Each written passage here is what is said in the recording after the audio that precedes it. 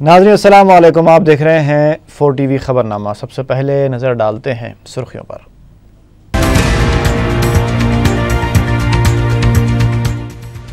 कर्जों की माफ़ी के मौजू पर अब तक कोई फैसला नहीं हुआ, झूठे प्रोपेगेंडे पर रियासती वजीर ई राजेंद्र की तनकीद।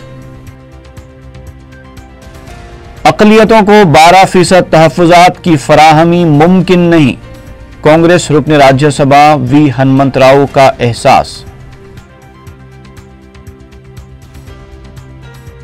संगारेड्डी चौराहे पर अलसुबह खौफनाक सड़क हादसा, 3 अफराद हलाक।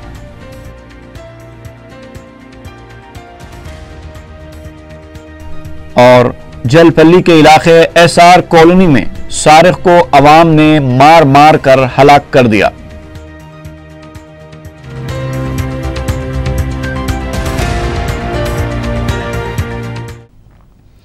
और अब खबरें तफसील से।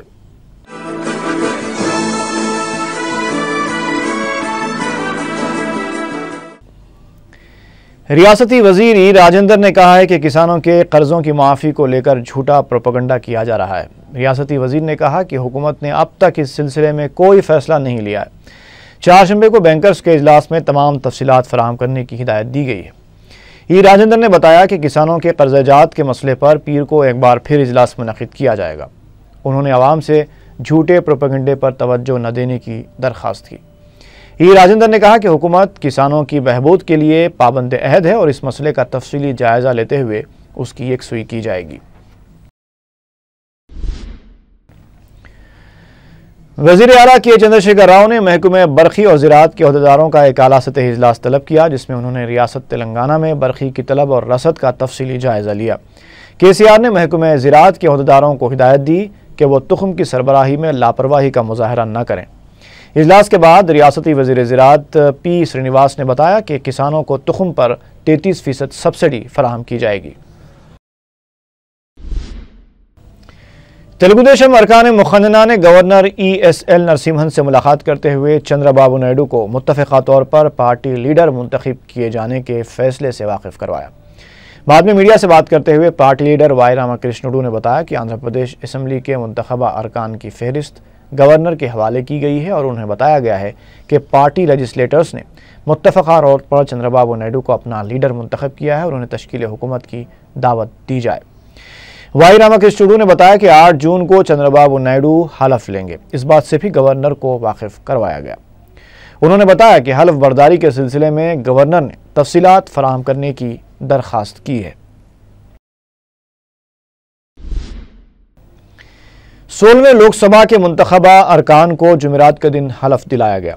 वज़ीर आज़म नरेंद्र मोदी के बशमूल काबीनी वज़रा और सोनिया गांधी के अलावा दीगर को प्रोटम स्पीकर कमलनाथ ने हलफ दिलाया।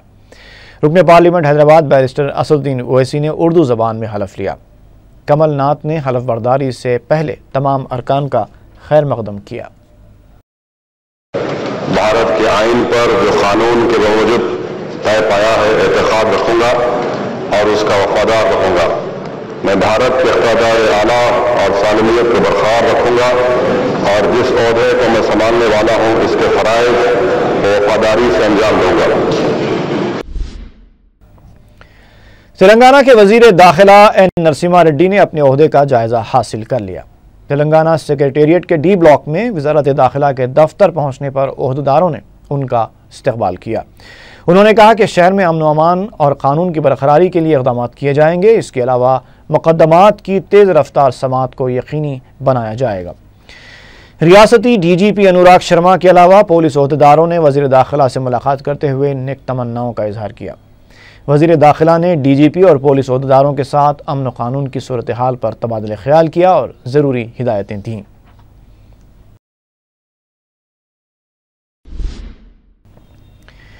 रियासती वज़ीर IT KT रामाराव ने पंचायत राज के वज़ीर की जिम्मेदारी संभाल ली है। ओहदे का जायज़ा लेने के मौके पर महकमे पंचायत राज के आला ओहदेदार मौजूद थे।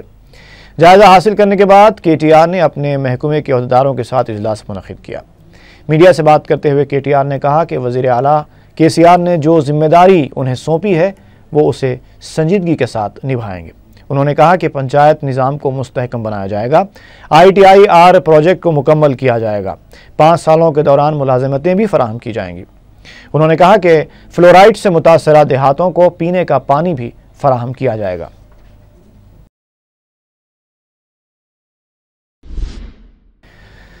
तेलंगाना असम्बली का पहला इजलास 9 जून को शुरू होगा।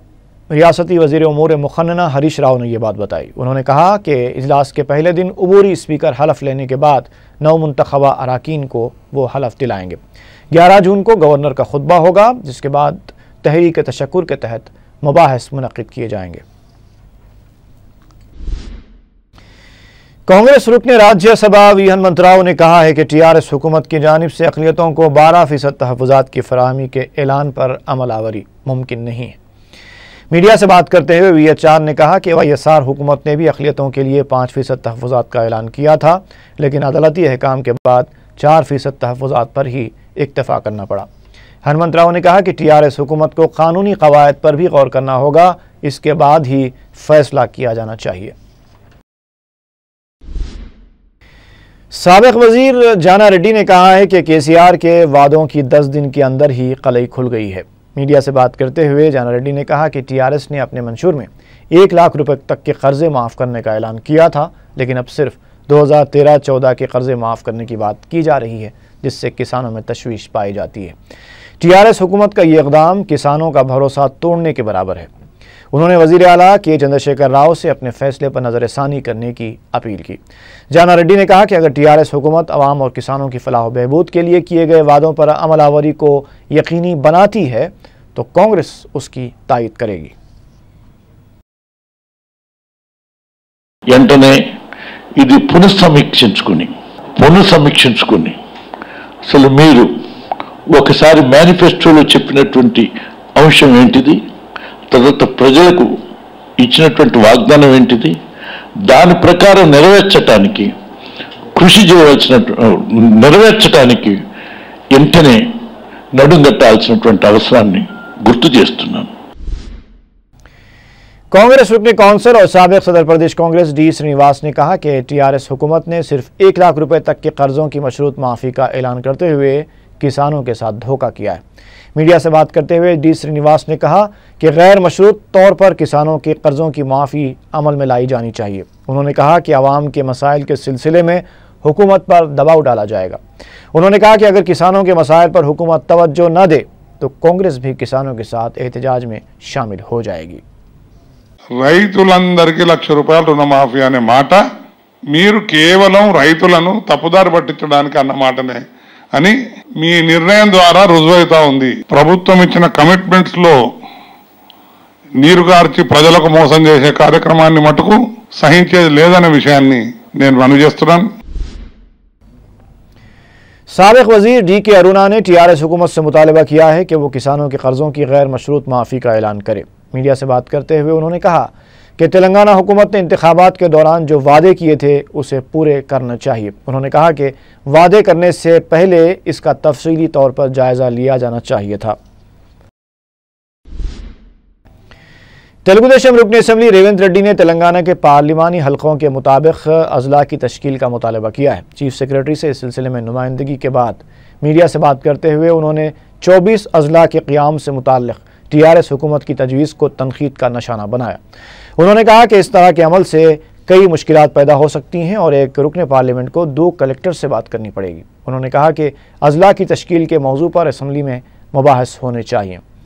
रेवंत रेड्डी ने उनके हल्के इंतखाब कोडंगल को वनपर्ती ज़िले के तहत करने के मंसूबे की शदीद मजम्मत की और कहा कि इसे हरगिज़ कबूल नहीं किया जाएगा। कोडंगल को महबूब नगर में ही रखा जाना चाहिए।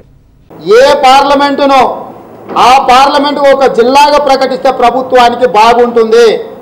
ఒక కలెక్టర్, ఒక ఎస్పీ, ఒక ఎంపీ ఒక పార్లమెంటుకు ఉంటే, ఒక జిల్లాగా ఉంటే ఈ రోజు పరిపాలన అనేది ప్రజలకు అందుబాటులోకి వస్తుంది తప్ప ఎక్కువ జిల్లాలు చేసుకుంటే ప్రజలకు ఏదో అందుబాటులో పరిపాలన వస్తుందని అనుకుంటే అది ఇబ్బందికరమే చేస్తున్నాం।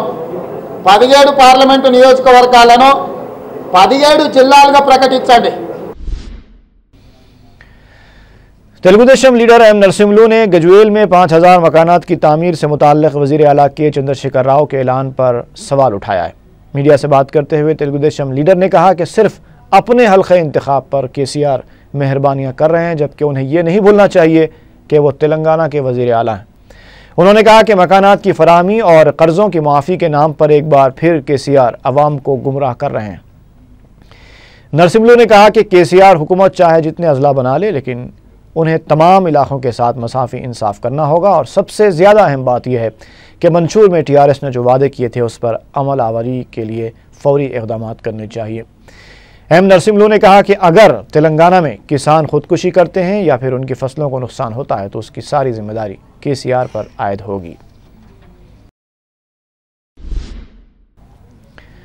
रियासती वज़ीर जंगलात जोगी रमना ने कहा है कि माहौलियात का तहफ़्फ़ुज़ हर शहरी की जिम्मेदारी है। आलमी यौम माहौलियात के मौके पर सरकारी तक़सीब से खिताब करते हुए वज़ीर जंगलात ने कहा कि तेलंगाना का 25% इलाका जंगलाती है, उसे 33% तक करने के लिए बड़े पैमाने पर शजरकारी की जाएगी।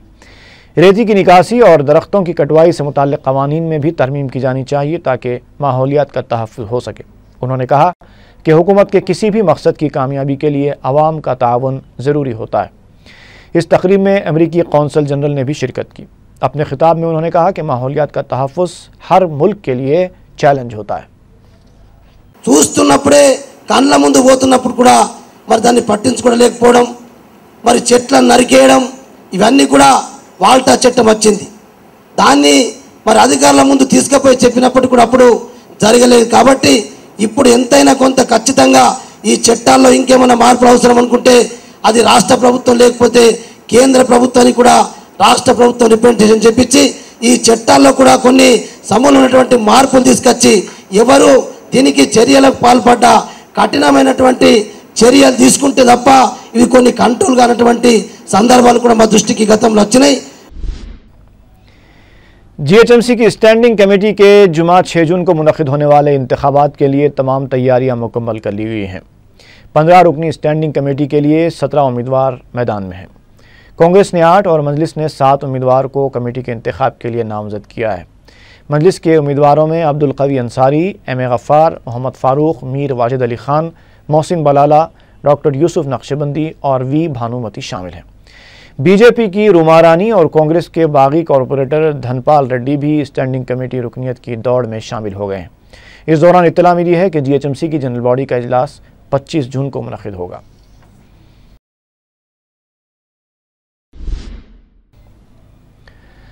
तेलुगु फिल्मों के जोड़े राजशेखर और ज्योता ने वज़ीर आला केसीआर से मुलाकात करते हुए तेलुगु फिल्म इंडस्ट्री में पाई जाने वाली इजारादारी को ख़त्म करने की दरख्वास्त की। बाद में मीडिया से बात करते हुए राजशेखर ने कहा कि गुज़िश्ता 25 साल से वो फिल्म इंडस्ट्री में है, लेकिन चंद ख़ानदानों का ही तेलुगु फिल्म इंडस्ट्री पर राज चल रहा है। छोटी फिल्में बनाने वालों को नुकसान हो रहा है। इस तरह की हरकतों का खात्मा होना चाहिए। राजशेखर और ज्योता ने बताया कि केसीआर ने इस सिलसिले में मुस्बत इक़दाम का तयक़ुन दिया है और उन्हें उम्मीद है कि वो इस वादे को पूरा करेंगे। सईदाबाद के एक दीनी मदरसे से लापता कमसिन लड़के सुफियान को ज़ख्मी और काबिल रहम हालत में करीबी इलाके में वाक़ झाड़ियों से बरामद किया गया है।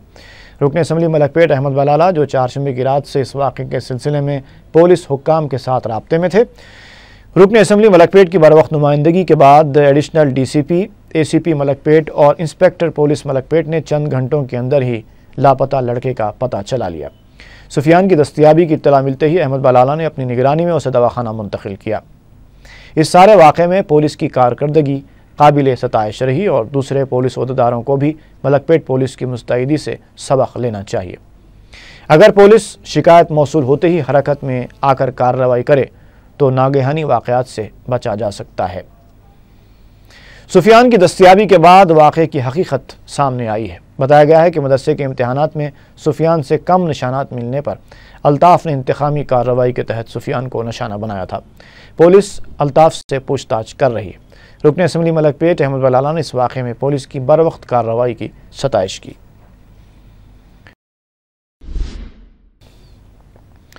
मलकपेट में एलबी नगर और दिलसुख नगर सड़क पर ट्रैफिक पुलिस के चालानात के खिलाफ मकामी अवाम ने एहतजाज किया। अवाम इस बात पर बरहम थे कि मेट्रो रेल प्रोजेक्ट के काम की वजह से ट्रैफिक मुसलसल जैम हो रही है और पुलिस की तवज्जो ट्रैफिक की बहाली पर नहीं बल्कि चालानात की वसूली पर है। इसी दौरान ट्रैफिक पुलिस की जानिब से बाज़ नौजवानों को तहवील में लिए जाने पर मकामी अवाम ने ज़बरदस्त एहतजाज किया और पुलिस मुलाजिमीन के खिलाफ नारेबाजी की। बाद में पुलिस के ज़ायद दस्तों ने मकाम वाक़या पहुँचकर हालात को काबू में किया। रुकन असम्बली कारवान कौसर मोइनुद्दीन ने नदीम कॉलोनी, कुली कुतुब शाह नगर, जमाल कुंटा और हकीम पेट के इलाकों का दौरा किया। सरकारी अहदेदारों के साथ इन सारे मोहल्लों का पैदल दौरा करते हुए रुकन असम्बली ने मौसम बरसात से पहले मजलिस की नुमाइंदगी पर किए जा रहे कामों का जायज़ा लिया। उन्होंने नालों की सफाई के कामों में ताख़ीर पर बरहमी ज़ाहिर की और अहदेदारों को हिदायत दी कि क़ब्ल अज़ वक्त काम मुकम्मल कर लिए जाएँ।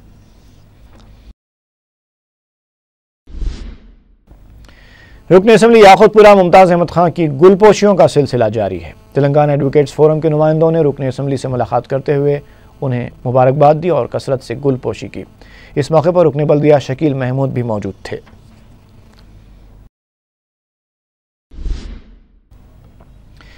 महकमे पुलिस की जानिब से अंबरपेट परेड ग्राउंड पर रियासत के साबिक़ DGP बी प्रसाद राव की विदाई तकरीब का इनेकाद अमल में लाया गया। इस मौके पर खिताब करते हुए बी प्रसाद राव ने कहा कि मुल्क भर में रियासती पुलिस का एक बुलंद मुकाम है और पुलिस ने रियासत में नक्सलाइट्स की सरगर्मियों के खात्मे में भी अहम रोल अदा किया है। उन्होंने उनकी मियाद के दौरान किए गए ताउन पर तमाम पुलिस मुलाजिमीन से इजहार तशक्कुर किया। इस मौके पर तेलंगाना के DGP अनुराग शर्मा ने बी प्रसाद राव की खिदमत और उनकी कारकर्दगी की सताइश की। प्रसाद राव ने इस मौके पर परेड की सलामी भी ली। आंध्र प्रदेश के DGP JV Ramulu, साबिक़ DGP Suranjit Sen और दिनेश रेड्डी के अलावा दीगर आला ओहदेदार भी इस मौके पर मौजूद थे।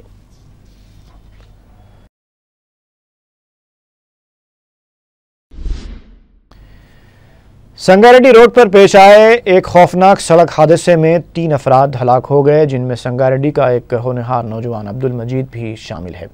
सुबह 6 बजे के करीब बड़े ट्रक ने मुसाफिरीन को ले जाने वाली कॉलिस गाड़ी को पीछे से टक्कर दे दी, जिसके नतीजे में 3 अफराद हलाक हो गए। संगारेड्डी टाउन के सदर मजलिस निज़ामुद्दीन ने मकामी अहदेदारों के साथ दवाखाना पहुँचकर वरसा को दिलासा दिया और अब्दुल मजीद की मैयत का पोस्टमार्टम करवाकर लाश को वरसा के हवाले करवाया।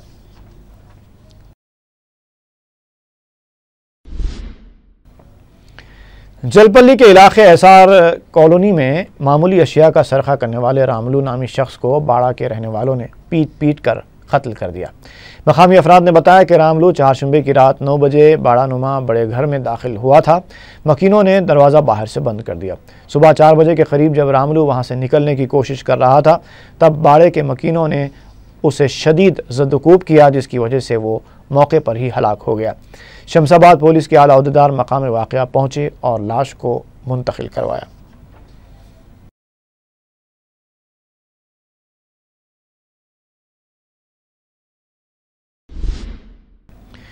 वेस्ट जोन टास्क फोर्स की टीम ने आगापुरे के इलाके में कीमती धात फरोख्त करने की कोशिश करने वाले 2 अफराद को गिरफ्तार कर लिया है। हबीबनगर के SHO ने बताया कि वरंगल और करीमनगर के मुतवत्तिन रमेश और प्रसाद 80 लाख रुपए मालियती कीमती धात फरोख्त करने के लिए दारुस्सलाम के करीब पहुंचे थे। ताहम टास्क फोर्स टीम ने जाल बिछाकर उन्हें कीमती धात के साथ गिरफ्तार कर लिया। हबीबनगर पुलिस इस मामले की तहकीकात कर रही है।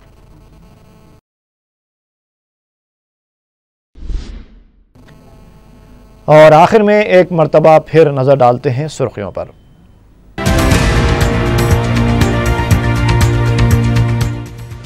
कर्जों की माफी के मौजू पर अब तक कोई फैसला नहीं हुआ।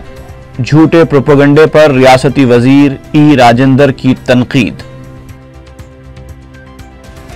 अक़लियतों को 12% तहफ़्फ़ुज़ात की फराहमी मुमकिन नहीं, कांग्रेस रुकन राज्यसभा वी हनुमंतराव का एहसास।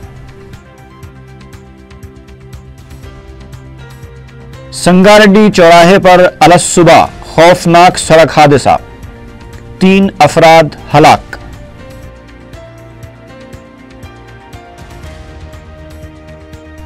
और जलपल्ली के इलाके SR कॉलोनी में सारिक को अवाम ने मार मार कर हलाक कर दिया।